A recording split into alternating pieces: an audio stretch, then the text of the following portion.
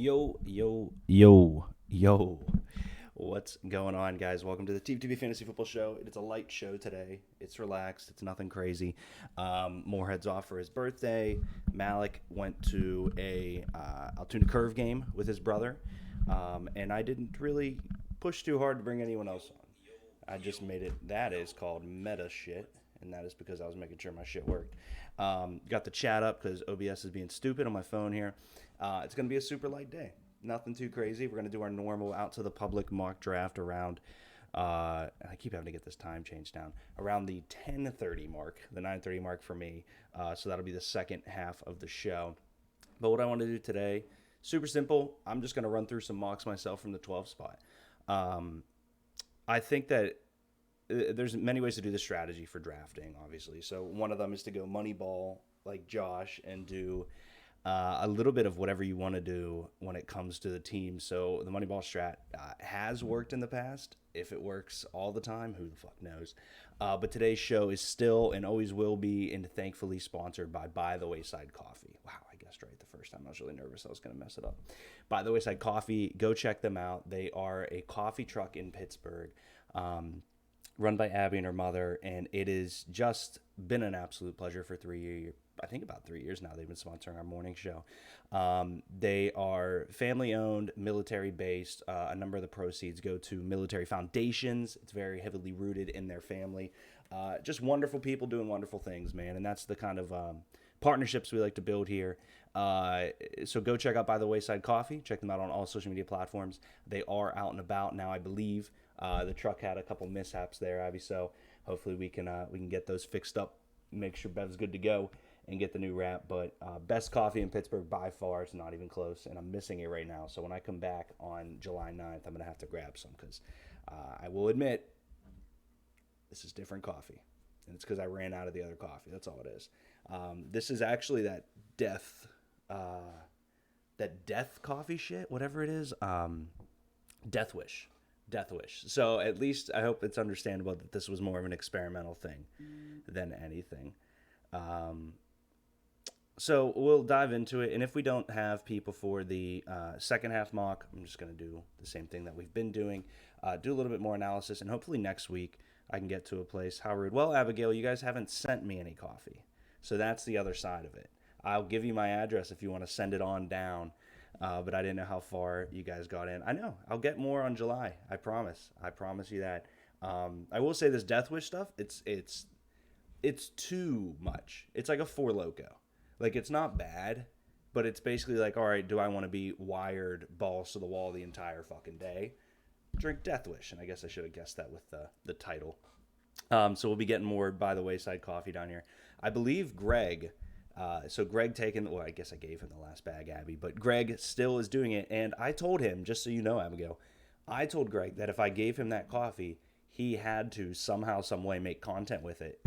I don't think he ever has. Now, granted, he just has a Twitter, but I might make him do something else with it. So, By the Wayside Coffee, number one coffee in Pittsburgh. Everyone go check them out, please.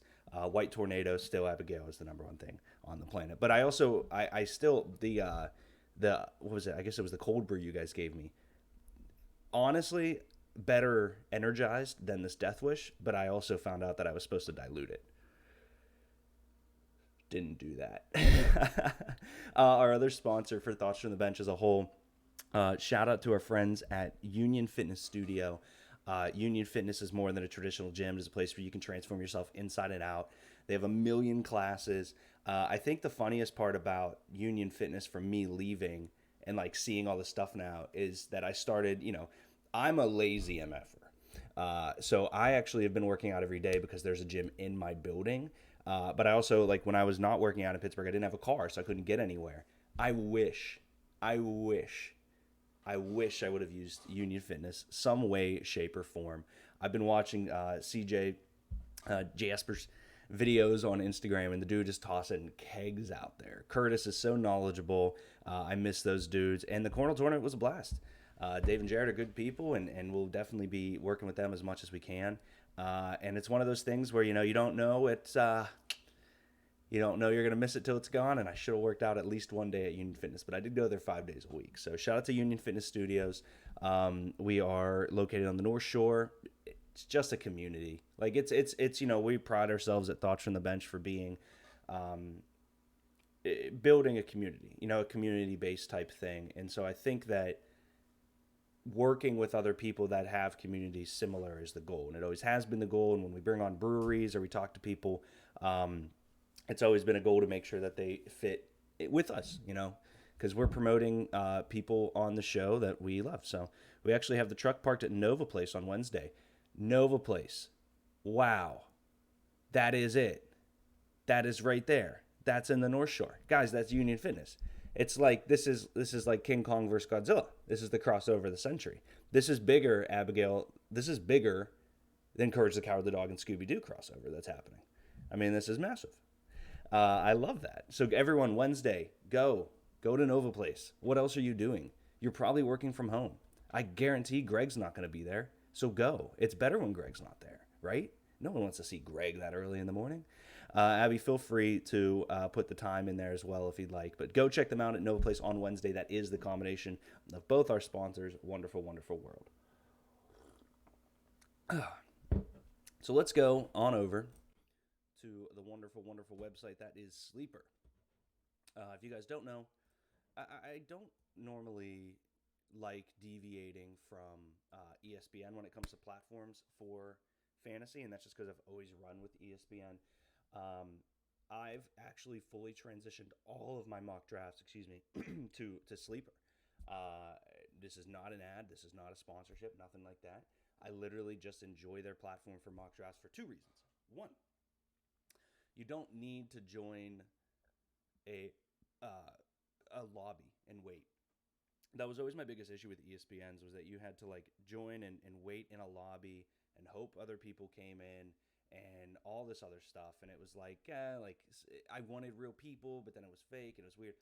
Sleeper, you can do it with full bots, and they're not bots. They're going to be, crazy, wild, taking stupid picks.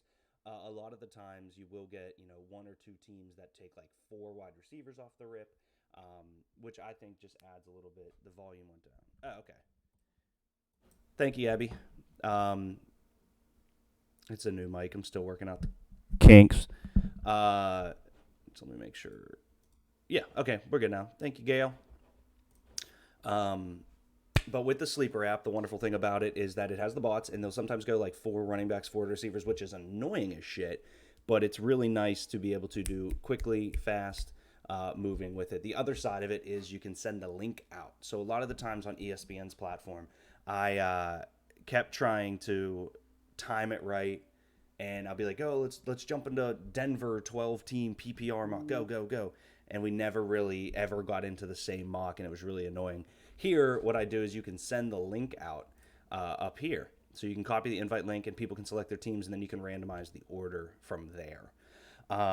It's just a good platform. I've only used it for a Dynasty League. For the actual league, I prefer ESPN for league stuff. It just makes it so much simpler on ESPN. I use ESPN for all my updates, my news, and a lot of the time Sleeper will bring in ESPN news, so it's not like it's this groundbreaking thing to switch over. I just am a big fan of Matthew Berry and Field Yates and Stephania Bell, so ESPN has always been my platform for news, so it's easier to keep it there. But Sleeper for mock drafts, I think, is the elite platform. So as I mentioned, I'm going to pick the 12 spot here. It's going to be robotic for the rest of the 11 picks, but what I wanted to do is just talk strategy on the wrap. I was texting Moorhead yesterday. He was in a draft, and he had the wrap and had some guys there, and it's the question about, do you go 2 running backs if they're there? Do you go a third starting running back? What's the value of that? And it's tough, right? Because you're out there and you're you want to get your 2 running backs, your 2 receivers, your tight end, your quarterback, because those are the starters. But that flex spot, if you can get 3 starting running backs, 3 full-time starting running backs, and one's in the flex, because I think most people run their flex with a wide receiver. Not a bad thing at all, but if you can get that flex spot to be a starting running back, you're talking about 15 to 20 points a week. That's almost guaranteed. So the strategy differs here. I do want to eventually get into some of the later round guys as well here that I enjoy. And I'll slow down on my picks and talk about some of the picks that went and things like that. So this one will probably take us 15 minutes up until the other mock. But I'm just going to get it underway here and see what happens. So you can see here it moves pretty quick. I actually really enjoy that about the robotic ones. And we'll pause on the wrap and see what we got. Okay, so running backs, yeah, that's pretty understandable. When you're sitting at the later round spot, you're going to have a decision about some guys that I'm not in love with. My number one pick overall every year until he dies is going to be Christian McCaffrey. Dalvin Cook, I think, is top 5 this year. I think he's going to retain what he did last year. My only concern with him is just a little bit of injury concern, as well as what that team's going to look like year 2 of JJ's coming out party. Derrick Henry, I think that the addition of Julio Jones will help him in a weird way. I love Julio Jones and A.J. Brown together. I just spent a lot of stock to get them both in Dynasty, actually. I think that they're going to be the best 1-2 punch at the receiving position this year. I mean, you have Amari Cooper and CeeDee Lamb, who could be up there. You have Jarvis and Odell, who I've still not given up hope on. You have a lot of options at receiver. I mean, obviously you got Chris Godwin and Mike Evans. A lot of receiving options that you're like, oh, I like this situation, I like that. I still think it's Julio and AJ, but that will help Derrick Henry in my opinion, and I think that will open up Derrick Henry more, which is a dangerous thing. And then my personal favorite, like, I hate saying sneaky, but I understand that Alvin Kamara wasn't great last year when Drew Brees was hurt, but I love Alvin Kamara. I think he is an elite back, and he's definitely got to be top 4 for me here. Davante Adams is the number 1 receiver. I don't hate it. The one reason that I'm avoiding Davante Adams right currently now is simply because of the Aaron Rodgers stuff. I don't think that Jordan Love is going to step in and be this immaculate quarterback in year 1. I understand that he's had a decent preseason, but last year he didn't get any reps because of COVID. So does he have this, kind of rapport with Davante Adams yet? Who knows? Davante Adams hasn't been showing up, so it's still super early in all the season stuff, though. Then you got Saquon, the quad father. I love Saquon Barkley. My issue comes from a place of just like injury concern, Daniel Jones at quarterback, but Barkley's going to get to work there. Can't go wrong with Tyreek Hill. Jonathan Taylor is most people's number 1 running back option. Matt Paris-Luca, the commissioner of my Dynasty League, I talk about a lot, loves him. The fantasy footballers love him. I love Jonathan Taylor. It just depends on where you can get him at. So, like, for me, I think that he is going ahead of Nick Chubb and Aaron Jones on my board. He's not going in front of Zeke. I don't understand why Zeke is kind of slipping this year. He's one of the best receiving backs coming out. He's the best blocking running back, I believe, still. I mean, I'm sure Derrick Henry's up there just for being big as fuck. So I love Zeke. Nick Chubb and Aaron Jones are a bit of a concern for me. Nick Chubb is an elite running back. Kareem Hunt is also very talented. So it just depends on how that breaks down. It's not an indictment on Chubb. It's an indictment on how that team might use Chubb. And I think he's still a running back 1. When it comes to the end of the season, he'll be top 12. But just a lot of Kareem Hunt could be mixed in there. And then Aaron Jones, it's kind of the same issue as Davante Adams. I like Jamal Williams better coming out of that draft. Aaron Jones won the job. They finally unleashed him a little bit. But you have A.J. Dillon, who has just massive quads as well. Shout out to Saquon Barkley. Probably taking a little bit of that workload, and I see them as a 1-2 punch. I don't see Aaron Jones as the workhorse there, excuse me. So we get to my pick. It's on the 12. It's kind of interesting, right? So I would love right now to stack Stephon Diggs with DeAndre Hopkins or, A.J. Brown, even though Justin Jefferson. There's a lot of names here. But the thing that really worries me, in all seriousness, is that if you get back wrapped around, you got to assume all of these teams are going to take running backs at some point in there, right? So if you assume that we're back down here when we're up again, you're looking at Chris Carson, maybe as David Montgomery, who I don't hate. I love them both. I think that the thing to do here is to just go with who is going to get the points. It's very simple. I love Kelsey in the first round. Or the second round as well. I don't think that's a bad pick. My only reason to avoid that is because I'm a big fan of getting tight ends later, even though he's kind of out of the tight end position. So let me resume the draft, and I'm going to go with who I believe is number 1 wide receiver in the league. I'm going to go with DeAndre Hopkins. And then I believe that this is going to be a mix of people. So the running back position here, Cam Akers came on last year and had, oh wow, Sleeper just followed me on Twitter. That's cool. Shout out to Sleeper. I don't like Joe Mixon. Cam Akers could have a massive, massive year. It's just one of those things, man, where you don't really know about J.K. Dobbins as well. And you guys can call me a homer, and I understand the line's kind of sucky right now. I'm going Najee Harris as my number one running back. I love the situation. It feels good. I just think that he's the perfect running back for the Steelers system. So I walk away with DeAndre Hopkins and Najee Harris. I understand that is a risk, and I understand that there are so many weapons in Arizona, but those two are guaranteed points to me. So Joe Mixon goes, excuse me, and we can pause obviously when we get into this. Um, there, see, yeah, I'm not mad that I went Najee now. Because almost every running back that we talked about previously is gone. So let's look at it real quick. DK Metcalf, who I believe is going to have a top 10 year easily. Stephon Diggs, I do see a regression there, but I don't think it's anything more than just because he's Stephon Diggs. Travis Kelce goes. Mahomes goes. I don't like Joe Mixon this year at all, guys. I'm going to be honest.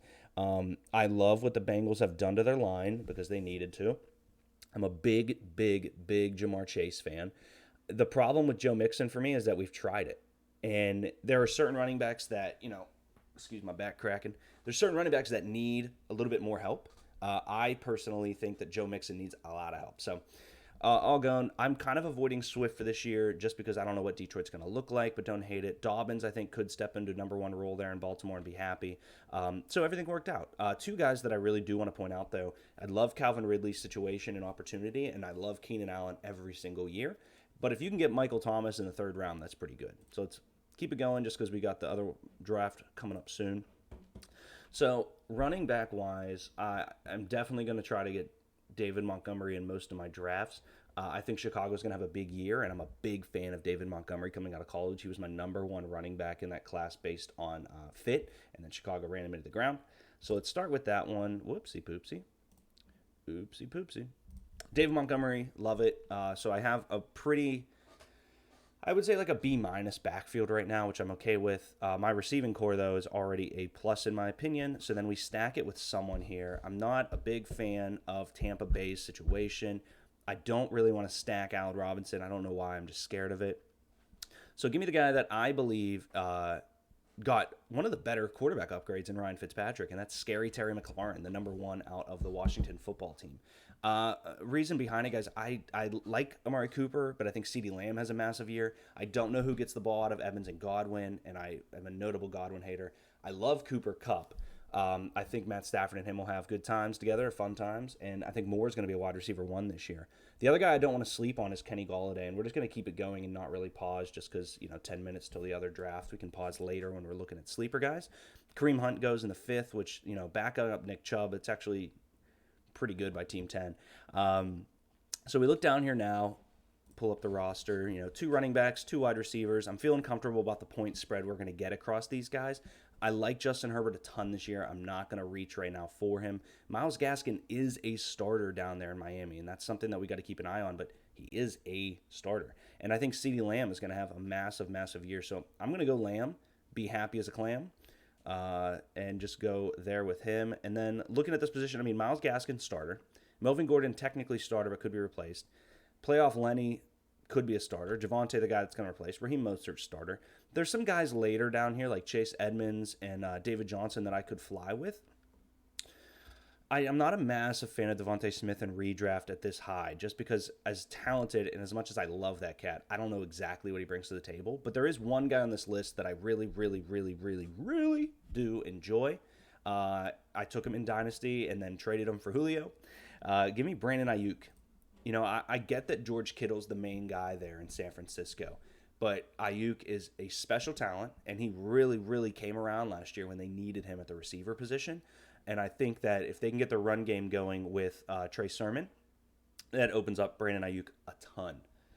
Quarterbacks are gone. I don't love Trevor Lawrence this year just because we don't know. Joe Burrow I avoid. Not a big DJ Chark guy. Some of the guys that I do like that went. TJ Hawkinson I think is going to have a massive year hopefully, and then Chase Edmonds goes. So looking here, I got probably a need for running back just based on what it is, and we have some that kind of fell in our lap here with David Johnson. I like Brandon Cooks because I think that he's the only guy down there that's going to be the receiver that is needed. Not a big Laviska Shenault. I hate Will Fuller. Jarvis at this spot's a pretty good value. I'm going to go Mike Davis. Hear me out. He's not going to be there when he comes back around, and he's technically the only running back starter I like right now. I think Damian Harris could have a big year. Give me Mike Davis based on what he did last year filling in for CMC. I'm a big fan. So then we look, I'm just not a massive Mike Gesicki guy. He came out with 6 touchdowns last year, I think he had 4, but then Adam Shaheen had some, and I thought they were the same guy. Gronk, I do love. I just don't love him as the starting tight end for fantasy. And if we're going to get down here, I'm cool with Logan Thomas in the next round if he's there. So let's avoid that one. And I'm going to go with TB12 in the 8th. I like waiting on my quarterback most of the time, but what he was able to do last year, unbelievable. So give me Tom, that piece of shit Tom Brady, who I love so much but sucks. Tyler Boyd is a really interesting name this year that just went for Team 6. I think that the problem with Tyler Boyd, in my opinion, is that they have T. Higgins and they have Chase now. So it's kind of a toss-up to be who's that number 2. I think Tyler Boyd is a very surefire talented. And, okay, not all the tight ends went. I was going to say. So we're up. I'm going to snag my tight end now. Let's look at some of them. So Logan Thomas is the top guy. Evan Ingram is a piece of crap. I don't love it. I have a massive year coming for Adam Troutman, but I'm not taking him here. In the same breath that I went with Scary Terry, I like Hunter Henry for the record. Jonnu Smith just worries me, and I don't love Tyler Higbee because he burnt me in the ass before. So I'm going to go with Logan Thomas. I think Logan Thomas is closer to a one-year wonder than an elite tight end, but the opportunity is going to be there, even with Curtis Samuel joining that team. So we snag him. I love Ryan Tannehill, but I don't really want to go with a backup quarterback just yet when there's a bit of a need to just fill some holes on my roster. Rest in peace, Todd Gurley. What the heck happened there? Yeah, I think that when it's all said and done, Trey Sermon will be the starting running back for the 49ers. I understand that that's 2 rookie running backs here, but Najee will be the day 1 starter. So give me Trey Sermon. Sermon's situation is wonderful. He's walking into a team that uses a ton of running backs, and he doesn't have that much usage coming out of Ohio State, despite the one game where he went off. I think he's a very talented running back. He runs hard, and I think that they'll use him very well there. I kind of hope Justin Fields gets taken so I don't have this gap. There we go. Okay, the gap's gone. All right, so now we got 2 bench spots left. I do kicker and defense just for the sake of it. I'm a big Kirk Cousins fan when it comes to fantasy. Everyone likes to shit on him and say he's not good. My thing with Kirk Cousins is he's a solid quarterback that is around 16 points a week. It's not going to win you your league, but it'll keep the lights on if needed. But there is a guy on this list that I'm actually super high on who's burnt me in the past, which is kind of frustrating. And it's T.Y. Hilton. T.Y. Hilton, new quarterback, best line in football. I think Carson Wentz and him are going to be best friends. I don't really see much else there. I do like Michael Pittman a ton. But T.Y. has been elite in the past, and I think that if there's ever going to be a year for a resurgence, it's this year. So give me T.Y. as the 1. Normally, I'll save my kicker and defense to the end just to get it. So some of the guys here that I like in later round situations, Gus Edwards has a nice opportunity in Baltimore to steal some touchdowns. Darnell Mooney finished the season well. J.D. McKissick is a good option at the running back position if Gibson's not the number 1. As I mentioned before, I love Adam Troutman. I do love Trey Lance as well. Reason being is you're basically just snagging him from the waiver wire at this point. Like if I took him, it wouldn't be to start. It would be like, oh, okay, when he becomes the starter, I now have him. Is this how they're breaking up like who I should draft or something? I don't know. Trying to see if I'm missing any handcuffs. Not really, man. I think I'm going to go with Trey. Reason being, basically all I'm doing here is I have the roster spot that I'm assuming Trey Lance will start around week 3 or 4, depending on how the team's doing. If they're doing great, Jimmy G's riding off into the sunset. But all I'm doing here is basically saying, you know what, when Trey Lance pops off, I have him on my team versus fighting over him on the waiver wire. I like the depth at all my positions. I have, 2 running backs, one's a starter, one will earn, and 2 wide receivers that are starters on their team. So I know everyone kind of goes kicker here. I like drafting my defense before my kicker. It just makes me feel better. Do I want the best front 4 in football? Do I want Bud Dupree? Tampa has an elite defense. San Francisco has all their guys back. I'm just going to go with Washington football teams. I love Chase Young. And then kicker. I go with which offense is going to score the most points here, guys? You know what I mean? So let's go with Tampa Bay's kicker, Ryan Suckup. because Tampa Bay scores a ton of points.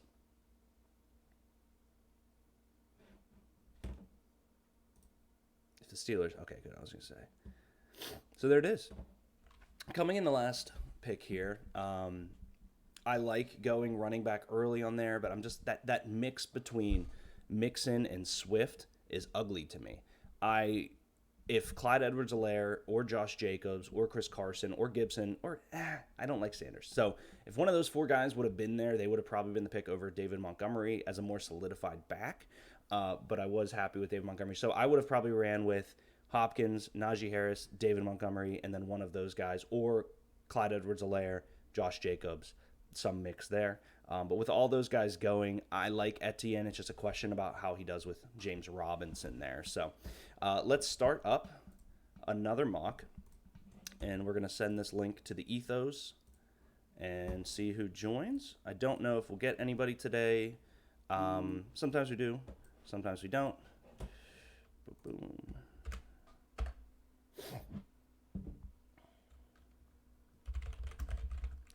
Just finished my first half of the show. Click in now. Let me post it to the socials. I guess I should add it to the chat in case Timmy's watching, even though I don't think he is today. Dre, just fucking look at the chat, my guy.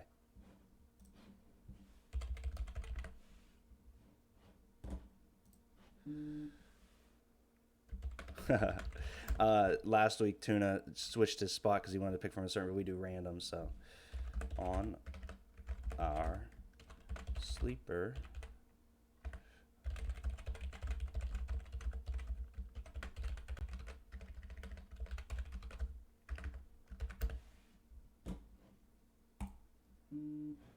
tweet to that one. I didn't even know I did that. Sorry, I know this is great TV for everybody, but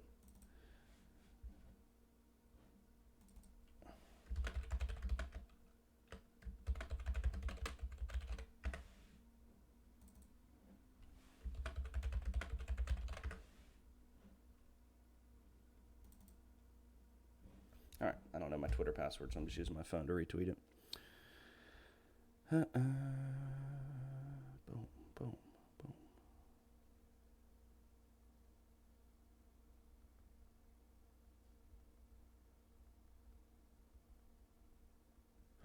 Mock draft starts in 5 minutes. Tweet that to the Ethos. Ugh.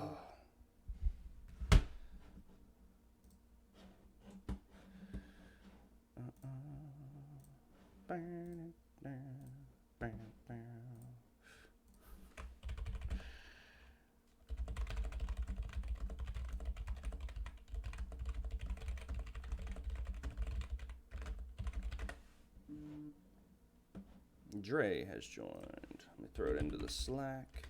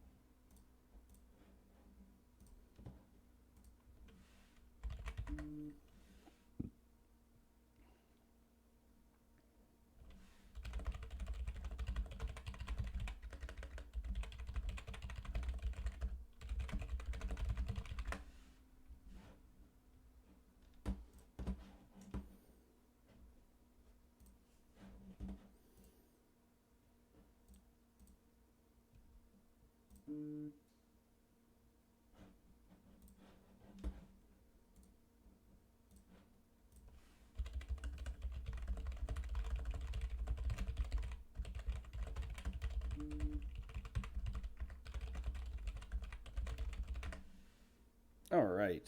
Give me 2 minutes, grab more coffee. We'll be right back with the mock.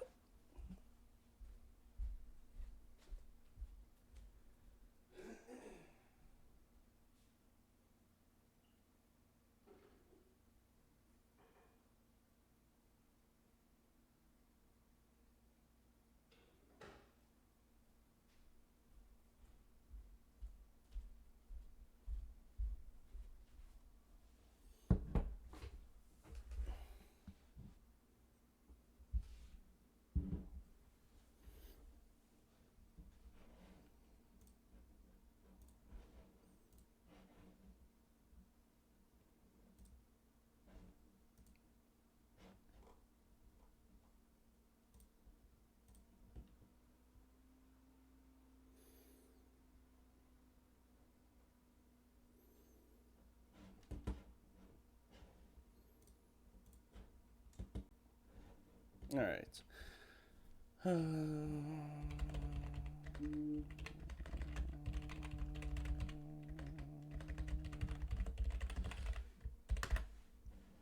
I'm going to go with 8.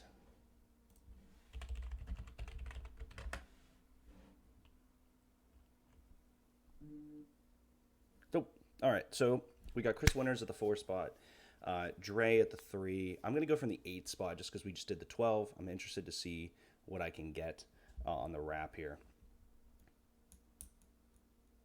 Let's wait and see what Dre says. I'm sure it'll be electric. Ah, cool. Okay. So, all right. Underway.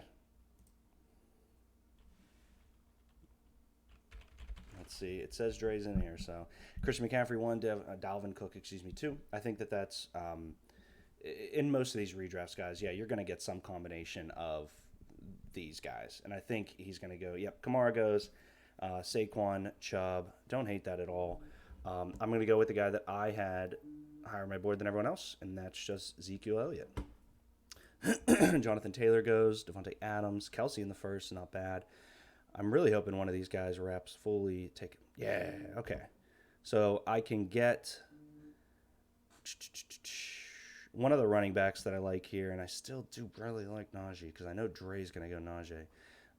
But for the sake of just, being different and keeping it up there, I'm going to go with the guy that everyone is super, super high on, and that is Cam Akers. So let's go with Zeke, Cam Akers. I can be happy about that. Probably grab one of the other running backs I was talking about earlier on the wrap. I'll go 3 running backs, and I'll get 3 starters going to my flex and be able to tackle the wide receiver position later on. Winners goes Joe Mixon. We talked about Joe Mixon earlier in the show. I hate him. I think the talent is there. He just has proven time and time again he has no opportunity to get better. Yep, and called that one. Dre goes Najee Harris, which I don't hate. I'm just trying to be a little bit different than the earlier one. Gibson, McCaffrey, Michael Thomas. That is a terrifying team 1 team. Dalvin Cook, Calvin Ridley. I do worry a little bit about Calvin Ridley exploding as a number 1 because he was great as the 2. But I think that he has a better opportunity than... I think that people will say the Juju thing. I think Calvin Ridley is in a better situation. Dre's probably looking at receivers here. Nope, he goes K. A wonderful 3 running back. We'll see if Winners goes 3. He takes Keenan Allen, which I love. And there go most of the guys that I'm in love with at the running back position, which is a bit annoying. I was really hoping Josh Jacobs would come back around there. I think Swift is an amazing talent. He worries me as a starter there. This is tough. I think I can get Montgomery on the wrap, so I'd be happy with him there. I'm going to go, yeah. I mean, it's tough, right? I don't want to go Darren Waller, as amazing as he is. Yeah, I mean, he's still Julio Jones. I'm in Nashville, why not? Chris Carson goes, Swift goes, McLaurin, there goes Montgomery, mother shitter. So I'm going to look at wide receiver here and just finish out my team. Let's go to the roster instead of the chat here. I think Amari Cooper is an elite talent. He's just pretty boomer bust, and it's really frustrating for me. So give me a safety security blanket for the new quarterback in LA, Matt Stafford. And I'm going to go with my little Cooper Kupp. Double down on Rams players. I believe that offense is going to take a leap with Matt Stafford.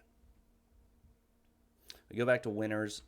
Probably going, I don't know. Amari Cooper, yeah, I was going to say Cooper or more.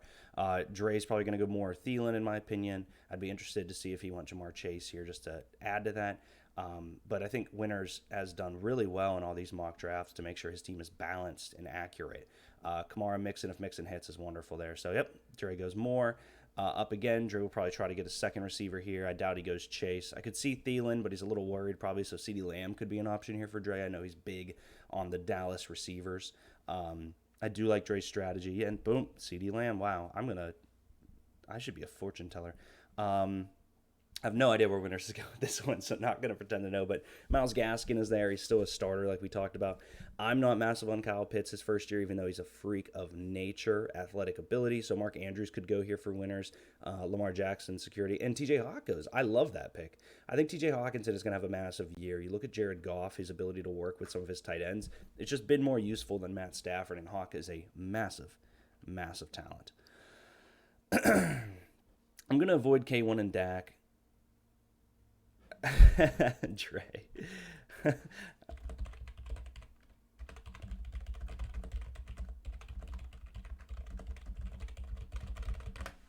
All right, so 30 seconds here. I don't want Jamar Chase. Lockett's burned me too many times in the past.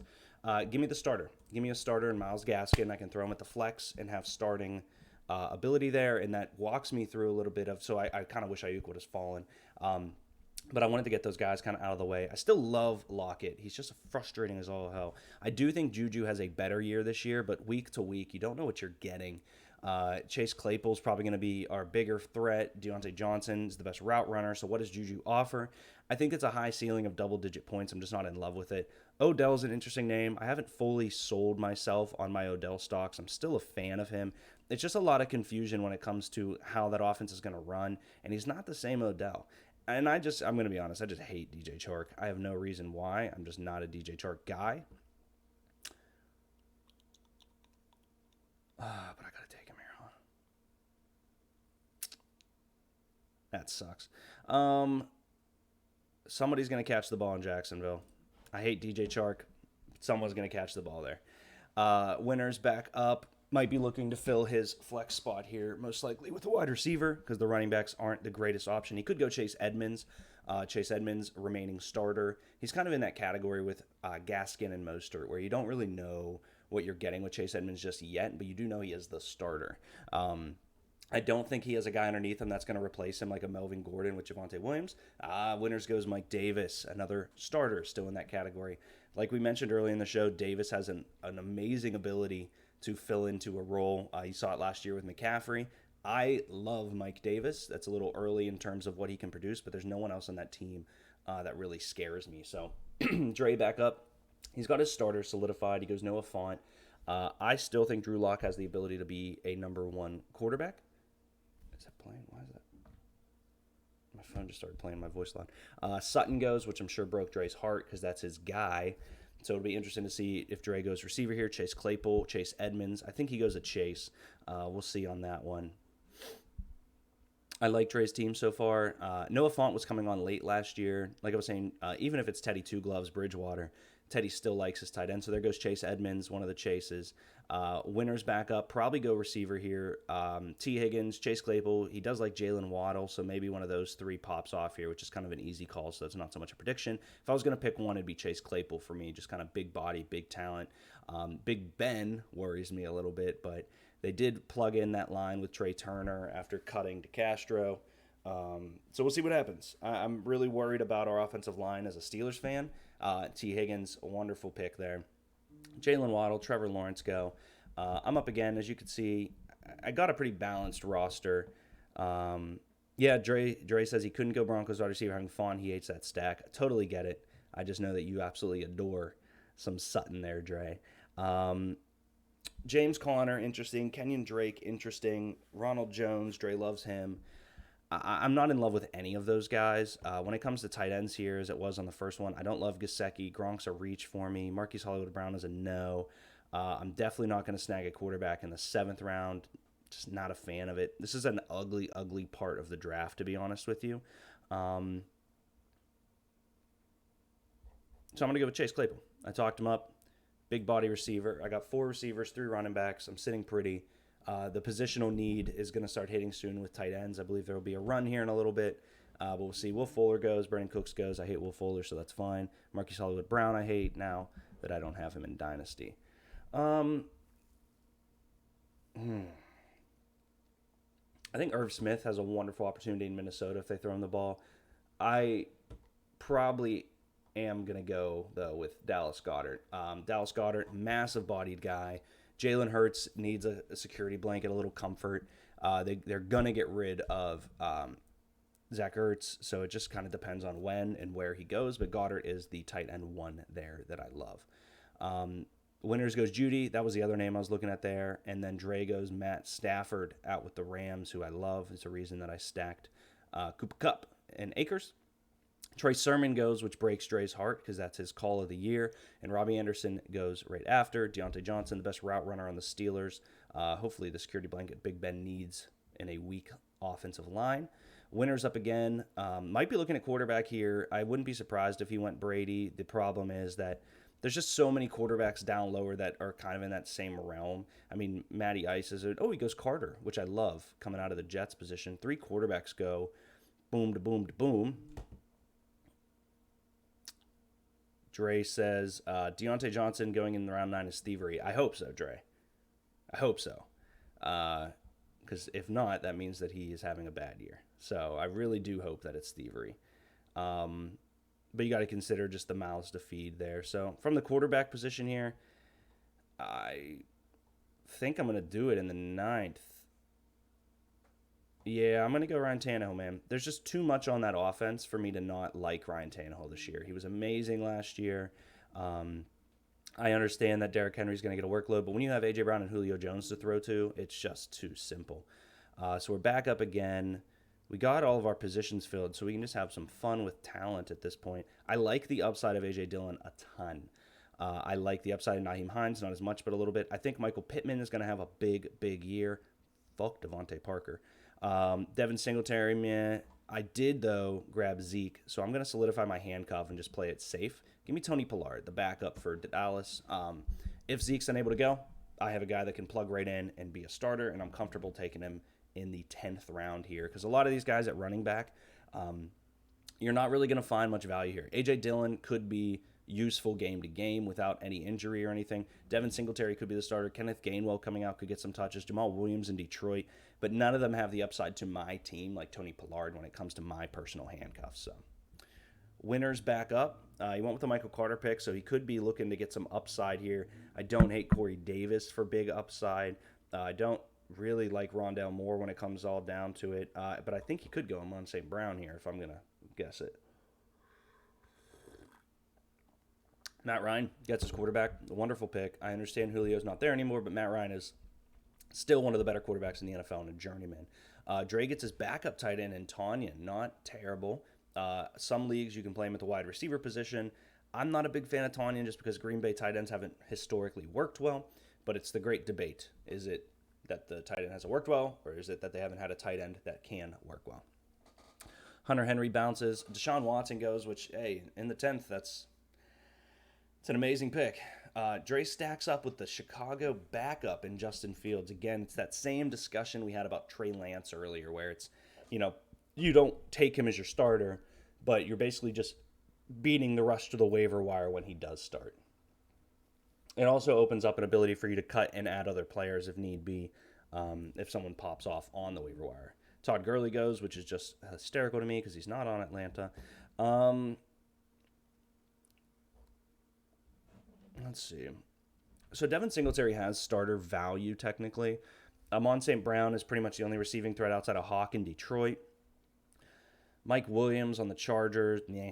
Elijah Moore, yeah. Russell Gage, yeah. I like Henry Ruggs a ton. I just don't know what's going to happen with that team. I don't like Nelson Aguilar. Cole Beasley's an anti-vaxxer. 20 seconds left. Yeah, I'm scrolling too far down for this one. You know what? I like the upside of him. And I liked him coming out of college, and I don't like Zach Moss. So give me Devin Singletary, and hopefully we can get some starter numbers late in the 11th round. There goes St. Brown. I would have wrapped on him. Snag us a backup quarterback just in case. Like we talked about earlier, Trey Lance being there, basically just capturing him. I think Ryan Fitzpatrick is going to win some leagues this year. He just always is amazing. But give me the guy that is a starter on a brand new team. He at one point was an MVP candidate, and I believe he'll have a resurgence behind one of them, if not the best line in football in Indy. His targets worry me a little bit. Michael Pittman, T.Y. Hilton are up there. But they do have one of the better rushing attacks. So I think Carson Wentz is going to have a Ryan Tannehill-like year where he has a resurgence in a new situation. I never really stipulate if the guys have to take kickers or defense. I do just to keep it in format, but Dre takes Henry Ruggs, who I love, and Darnell Mooney goes for winners, who I love as well. I always take kicker and defense just to keep it the same as the bots. Yeah, and looks like Dre goes Washington football team defense, which is another strategy here, guys. I always go defense over kicker. My kicker is someone that I normally don't even draft in redraft. I'll add him at week 1 whenever I decide, but having those spots to like flip guys around. So for example, if I'm taking Russell Gage and it comes out that he's amazing in camp, I'm like, awesome. But then if I take, Philip Lindsay as a flyer and it turns out he's 4th in the depth chart, I'll cut him for my kicker. Something along that lines.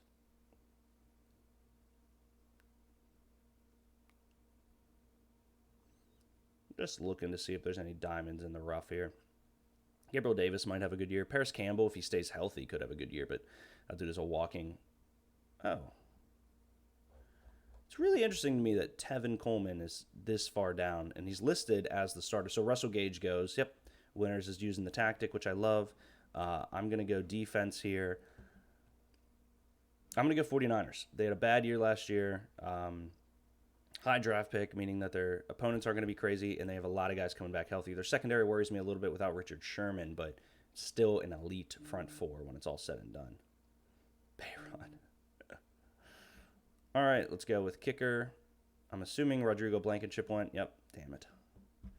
It's the only kicker I wanted. Go with a kicker that's team scores a ton of points. I'm going to go with Mason Crosby. I feel like Aaron Rodgers will be back.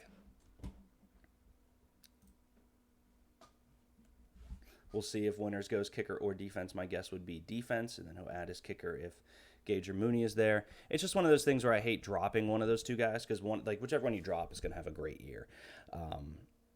He takes Lance. I don't hate it at all. I was going to take Lance instead of Wentz at the 12-5, but I like Wentz's situation as a starter.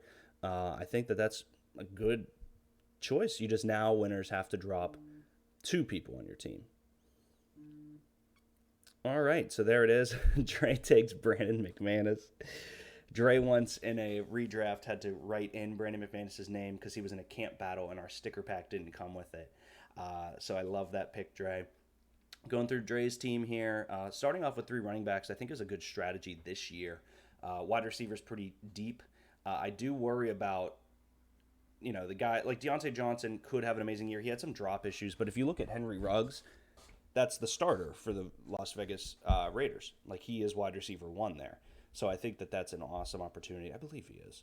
But deep ball threat, whatever. Derek Carr can still toss it. Looking at Winters' team, a great top 4. Again, I don't love Mixon. If he replaces Mixon with Najee Harris, I'm in love with this team. Amari Cooper could get passed by CeeDee Lamb, but that offense still opens up a lot to be had.